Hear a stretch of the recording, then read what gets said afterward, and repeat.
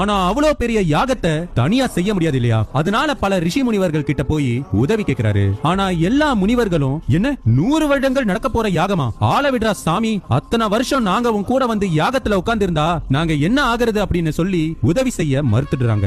ஏமாற்றம் அடைந்த ஸ்வேதகி உடனே சிவபெருமானை நோக்கி கடும் தவம் செய்கிறாரு. அதன் பலனாக சிவபெருமான் அவர் முன்னாடி தோன்றி, நான் உனக்கு உதவி செய்றேன், ஆனா ஒரு விதிமுறை, நீ கடுமையான பிரம்மச்சரிய விரதத்தை கடைபிடித்து அடுத்த 12 வருடங்களுக்கு ஒரு நிமிஷம் கூட நிறுத்தாம வெறும் நெய்ய மட்டுமே ஊத்தி ஒரு யாகம் செய். அப்படிப்பட்ட ஒரு யாகத்தை நீ செஞ்சு முடிச்ச அப்படின்னா உனக்கு மன திருப்தி ஏற்பட்டு முக்தியும் கிடைக்கும். இந்த 12 வருடமும் உன் கூடவே இருந்து துர்வாச முனிவர் உன் யாகத்துக்கு தேவையான அனைத்து உதவிகளையும் செஞ்சு கொடுப்பாரு அப்படின்னு சொல்லி அருள் புரிந்து மறைந்தார் ஈசன். மகிழ்ச்சி அடைந்த ஸ்வேதகி சிவபெருமான் சொன்ன மாதிரியே 12 வருடங்களா ஒரு மகா யாகத்தை செஞ்சு முடிச்சு அதன் பலனாக முக்தி அடைஞ்சு சொர்க்கத்துக்கு போய் சேர்றாரு. அட நல்ல விஷயம் தானே அப்படின்னு நீங்க நினைச்சீங்க அப்படின்னா இங்கதான் ஒரு மிகப்பெரிய பிரச்சனை ஆரம்பிக்குது. மன்னர் ஸ்வேதகி என்னமோ சொர்க்கத்துக்கு போய் சேர்ந்துட்டாரு. ஆனா அவரு 12 வருஷமா இடைவிடாம நெய் மட்டுமே ஊத்தி யாகம் செஞ்சாரு இல்லையா? அந்த யாகத்துல அத்தனை வருஷமா ஊத்திய நெய்ய விழுங்கியதால அக்னி தேவருக்கு செரிமான பிரச்சனை ஏற்படுது. இதனால அக்னி தேவரால